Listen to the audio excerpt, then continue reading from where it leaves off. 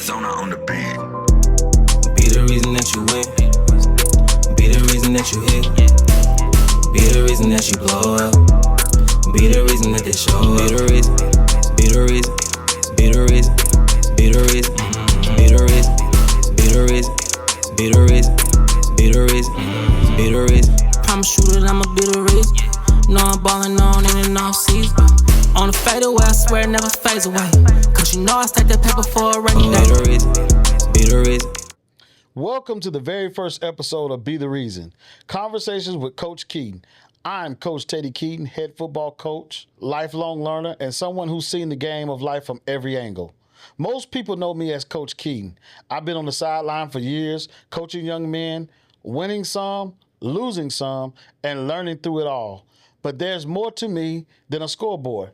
I've always believed that you don't have to be famous to make an impact. You don't need a title to lead. You just need to show up, be consistent, be the reason someone keeps going. That's what this is about. Be the reason isn't just a slogan. It's how I try to live, whether I'm on the field, in the community, or at home. I want to be the reason somebody believes in themselves, gets back up, or takes the next step.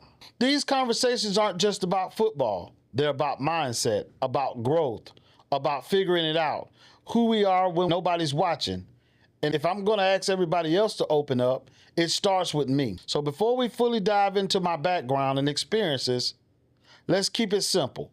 20 questions, no script, just real talk so you can get to know me. Beyond the coaching, beyond the wins and the losses, here we go. All right. So let's start with your background and coaching experiences. Of course, that is what most people know you for. What was the moment you first knew coaching was your calling? I was in the 7th grade. I love football.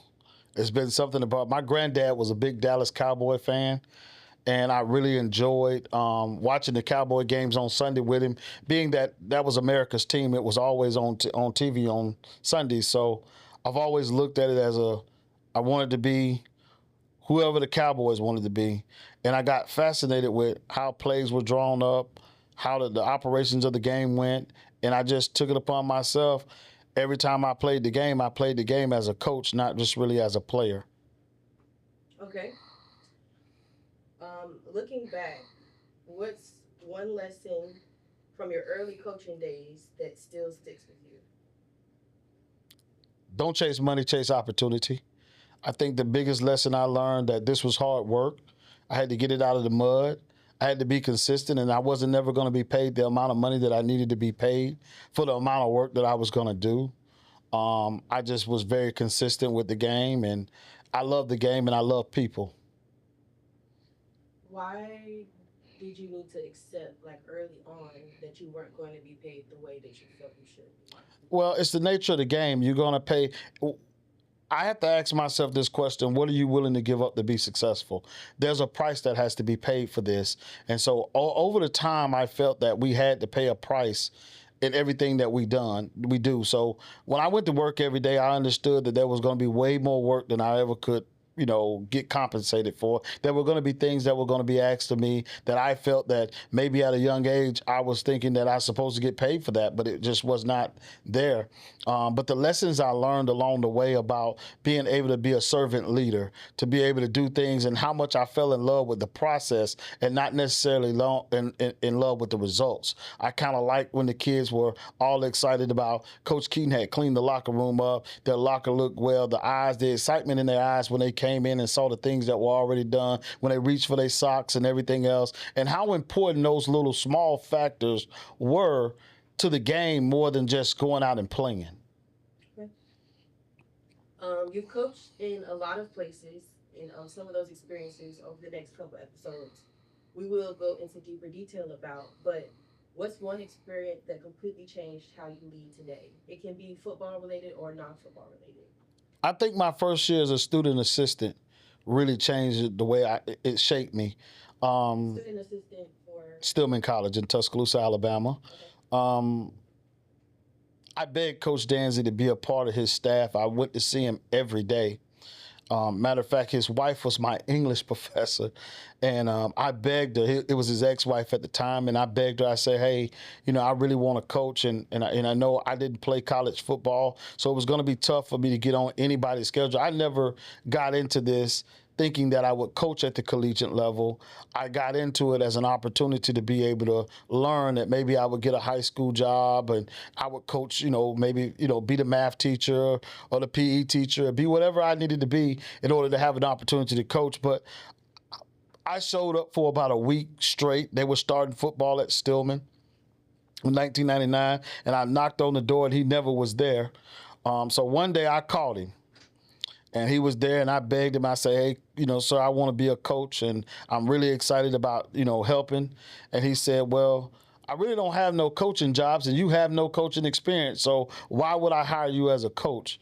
I said, "Well, I'll do whatever you want me to do." He said, "You really will?" I said, "Yeah, I will." So he gave me the keys to his car and told me to go mow his grass. He gave me the address.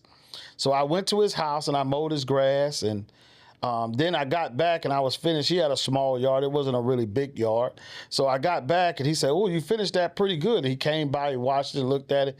He said, "Well, I got another yard you could tackle too." And it was his mother's yard. Coach Danzy was 77. I didn't think his mother would still be living, but obviously she was. So I went over and I cut her grass and I did that. And so he hired me on to cut the grass once a week.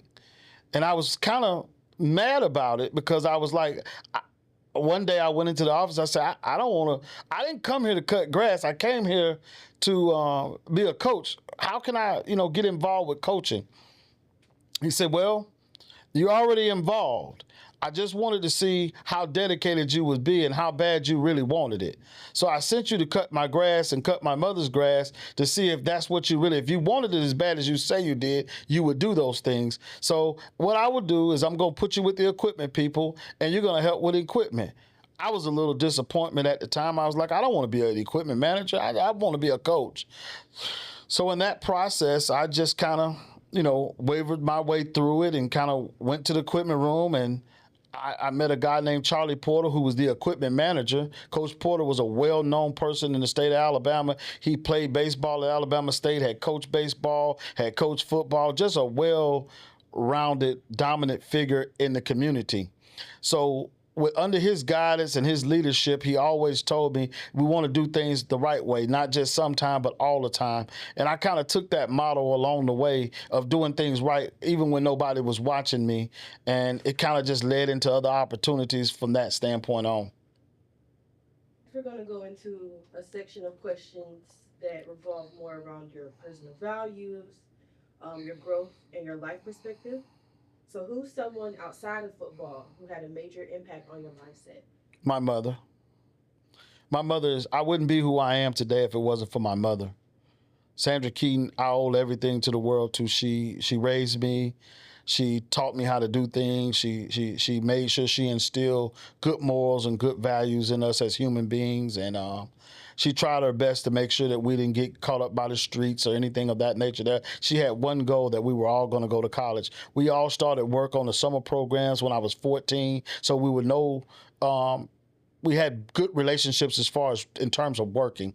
We knew that at any point in time that we would work. So she always developed that great work ethic in us, even when it came down to cutting the grass every Saturday.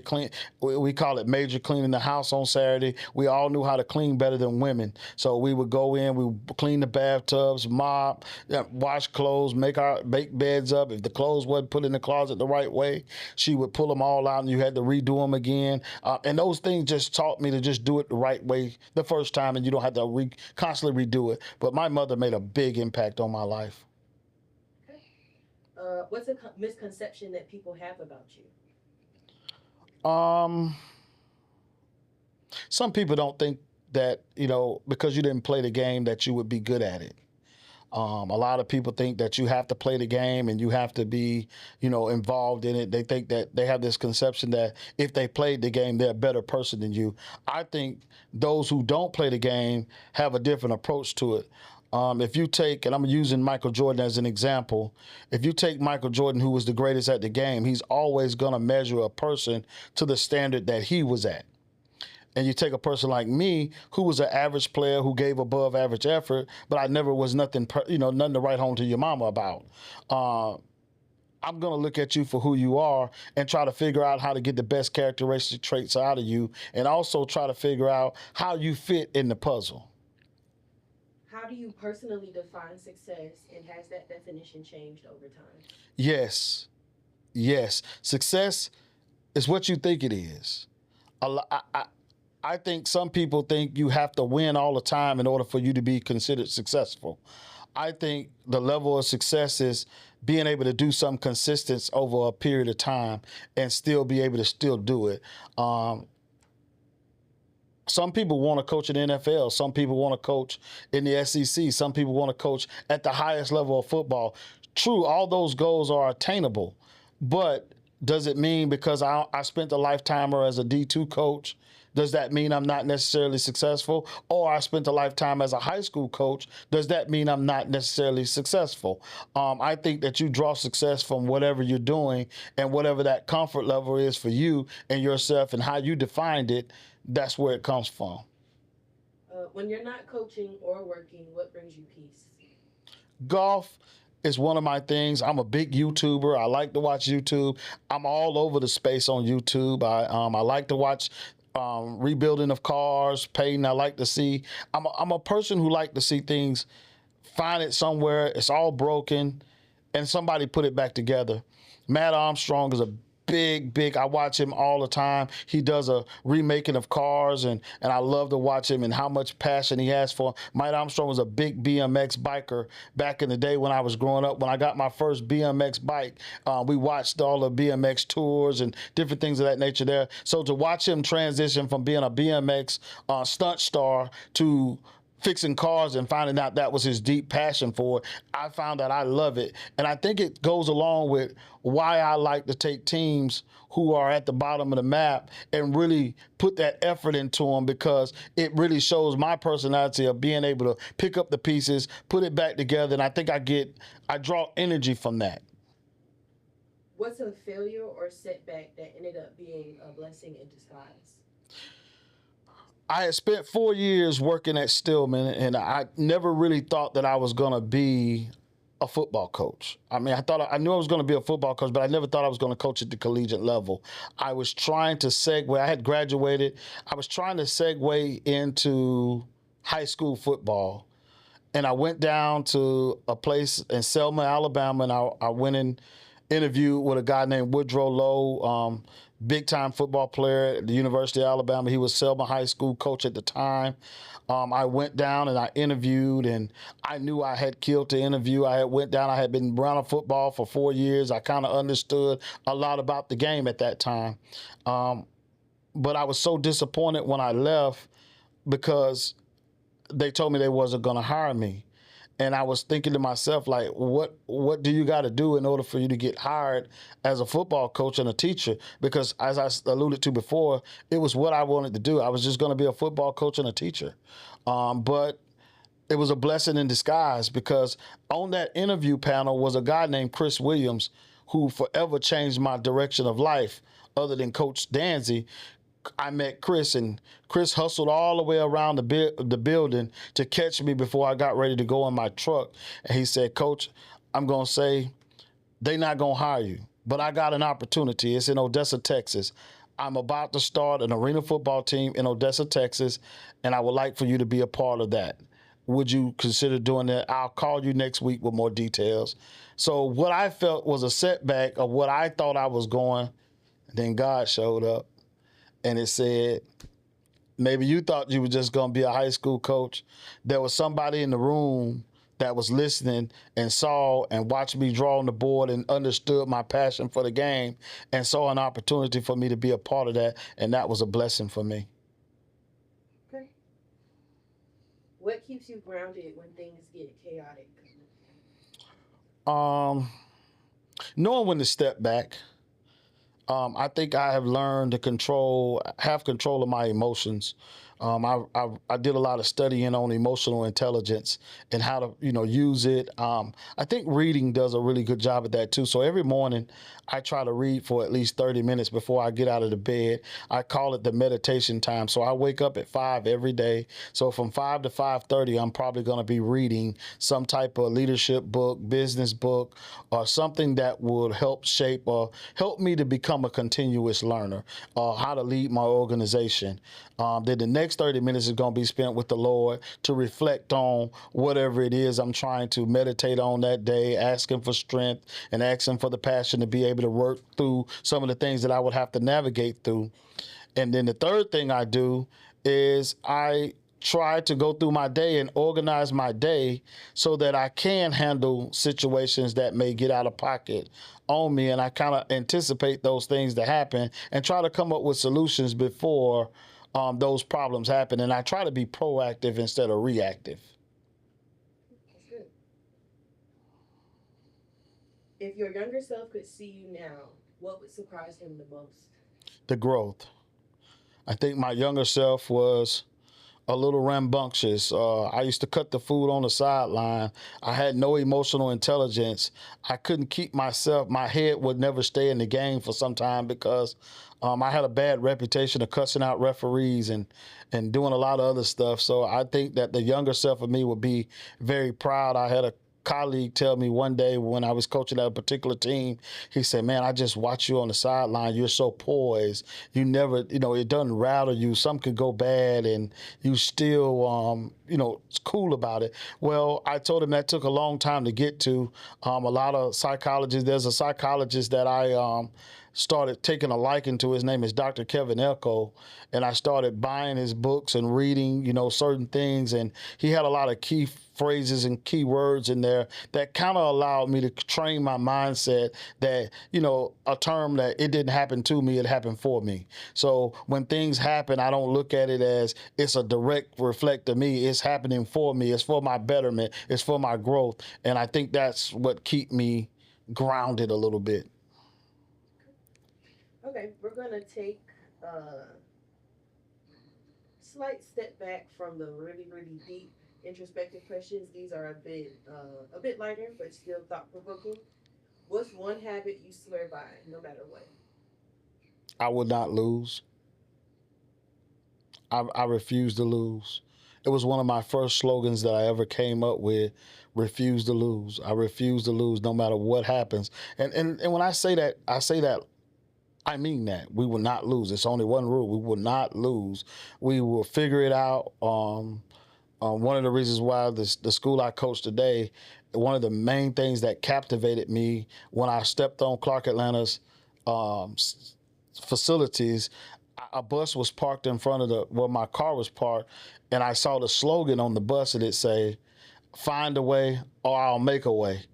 And it was almost like it goes right along with, I knew when I looked at it, I say, this is the place I need to be because we're either going to find a way or make one because it goes along with my refuse to lose. And I created habits for myself. Those habits mean I'm going to be in the bed by 10 o'clock every night. I'm going to arise at 5 o'clock every day. I'm never going to sleep past 9, 10. I think I get a headache or I feel like nothing comes to a sleeper but a dream. So most of the time I'm going to live by those habits every day. Okay. What's a movie, song, or quote, or all three if you like, you go back to when you need inspiration? Movie. Difficult. It's a quote that I use all the time. Difficulty takes a day, impossible takes a week. I'm trying to make the impossible possible. When you live your life as an underdog, you're always trying to figure out what is it. You find out life is not as difficult as we make it to be. A job is not as difficult as we make it to be. It's about our mindset and what we think about. And sometimes we have to be very mindful about rid ourselves of stinky thinking. Sometimes we talk ourselves out of things, and that's something I've always lived by. Do you consider yourself more of a thinker or a feeler? I'm definitely both. I'm a thinker because I'm going to always think my way through things. But I'm a feeler because I'm human. We all have emotions. We all have things. That's why I say you got to constrain your mind. I think one of the hardest things for humans to do is rewrite themselves the way they've been programmed. And if they can't rewrite themselves, they tend to live with somebody else's fears, somebody else's projections that's been placed upon them, and not necessarily living with, as free. I think the world is, like they say, the world is an oyster. When you open it, it's what you see in that oyster, how you purview your purview of the world. But my purview of the world may be not somebody else's purview of the world. But I had to change my thinking to understand that I can do anything that I put my mind to, I work hard at, and I believe that it can be done. Okay. If you weren't coaching, what would you be doing?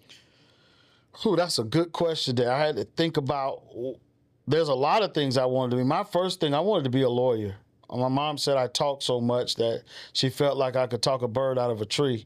But I thought that maybe I could be a lawyer, or I would probably find myself somewhere closer to athletics, as close as I could get to it, because I think without athletics, you're never without a friend in athletics. And for a lifelong, you're always going to be impacting people in a positive manner, no matter what you're doing in athletics.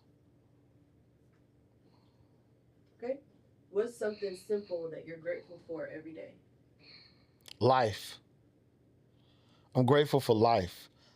I think that a lot of people go through life like a robot. I look at life when I wake up, it's an opportunity for me. It's a new day. It's 24 hours. What am I going to do with this 24 hours? That's why I prioritize my day the way I have it, so that I can be sure that I get the maximum out of those 24 hours. And that's something we try to train our kids when we coach them and when we bring them in about. I don't think when you go to college, most people don't have a tremendous amount of self-discipline to do things the right way. I think they have to learn time management. And I think every adult has to learn time management in order to navigate themselves through their life. And whether we want to all believe it or not, we all have routines. We all have things that we do. We just don't know how to shape those routines to fit to what we want it to fit like. Okay. We're going to shift into the we're going to switch into our last section of questions. The theme of this section is leadership, legacy, and be the reason. So first question, what does be the reason mean to you today in one sentence? Well, let's talk about how Be the Reason came about. Okay. Be the Reason came about, I met a guy who was in my office. He came by and it was on the back of his shirt. My first slogan was refuse to lose. My second slogan was win the day. My third slogan was expect to win. My fourth slogan became be the reason. And that all those, when I think about it, was divine. It was divine and how that happened. And all of them have a significant role in it. But when you talk about being the reason is more so of, how can you greatly impact someone? You could be the reason somebody failed. You could be the reason why somebody's successful. You can be the reason why we win. You could be the reason why we lose. So I think if everybody wrapped that slogan around that, you want to be the reason of success. You want to be the reason why somebody wants to get up. You want to be the reason why that people want to be around you. People want to see you. People want to hear you speak. You want to be that reason. And it's not always going to be in a positive manner that you're going to be the reason, but it's powerful if you just looked at yourself and said, I'm going to be the reason that we do what we do today. It's all about belief and how you speak to yourself. What's a moment when someone else was the reason for you? I think Coach Danzig was the reason for me. They call him Old Buddy. I think Coach Danzig put me through a test to see what would it take to break me. That's what he was trying to figure out. His days I cried on the back porch. He would cuss me out because I did something wrong, or he made me do down-ups in the water because I left the water running on the field and saturated the field before practice, and they had to practice it, and then we tore it up, which lived there for about 12 years. The middle of the field never was the same because I let the water run all that time. But he was the reason why I took coaching seriously. He was the reason why I became who I became.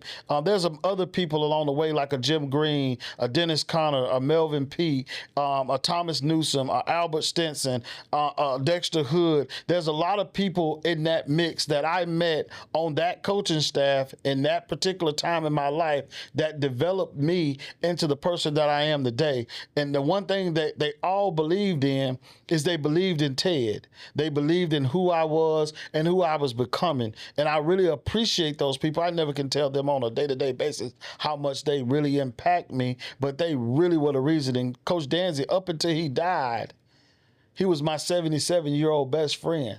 And he was a guy that really impacted me, really shared stories. Once I pulled back the layers of him being the coach, he became more of a father figure to me. And then there's another person along this journey that became another father figure towards me as we get into later episodes. Okay. What do you want people to feel after a conversation with you? I want them, everything I do is I try to teach. And sometimes I get in trouble for it.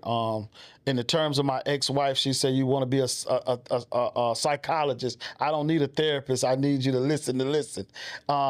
But I'm more like a therapist. I try to find the segue to help you develop and try to bring the best out of a person. The way I look at the world and the way some people look at the world, some people look at the world all negative. And most people, 99% of people are negative. Tell somebody your dreams real quick and say what you want to do. They'll come up with 35 ways to say why you shouldn't do something. And me personally, I tell people all the time, I speak to me. I believe in me, and I keep the drama outside of me, that I don't allow a lot of people to be in my ear, because people will talk you out of stuff. So I want people to talk me into stuff. I want to be pushing you to be the best you that I can make you be. Okay. Last question. When it's all said and done, what do you want to be remembered for? How I made people feel. How I made them feel. When I was around, I wanted to be able to create value for people. If I don't create value for them as an individual or help them create value for themselves, I feel like I failed them. I believe, and I truly believe this, when I get to heaven, God's not going to ask me about how many games I won. He's going to ask me how many people that I impact along the way. And I think that's very important to me, to how I impact individuals, especially youth. I think it's a big responsibility, because I think there's a developmental stage from the ages of 14 to 18, and I think there's another developmental stage from 18 to 22. So my job is to make sure that when he's 18 to 22 and he leaves me, that he's a better person than when his mom and his folks dropped him off to be with me. And if I did that and they go back and they become productive citizens, they're running productive companies, they have families, they're taking care of their kids, they're doing all the things that a productive person is supposed to do, I felt that I've done my job and I filled in the gap, and everybody needs someone to stand in the gap. Okay, that was 20 questions with Coach Keaton. I appreciate you all for rocking with me on the first episode of Be the Reason. Conversations with Coach Keaton. I wanted to start here with the real, the unfiltered me, because everything we're about to build from this point on is rooted in honesty, growth, and purpose. I had a front row seat to a lot over the years. Wins, losses, comebacks, breakdowns. I've learned something from every moment. In the episodes to come, I'll be sharing stories from my time on the sidelines, experiences that shape the way that I lead, the way I think, and the way I live. But more importantly, I'll be sharing the lessons that still matter today, the ones I carry with me and that just might help you on your journey. Again, this series isn't just about football. It's about life through the eyes of someone who lived a lot of it on the field, and even more of it off. So if something in this episode spoke to you, share it with somebody who needs it. Please subscribe and follow my social media platforms below, and we'll see you next time. I teach it to the fame. Little black boy growing to the man. Be the reason that you win. Be the reason reason that you hit. Be the reason that you blow up. Be the reason that they show up. Be the reason. Be the reason. Be the reason. Be the reason. Be the reason. Be the reason. Be the reason. Be the reason. Be the reason.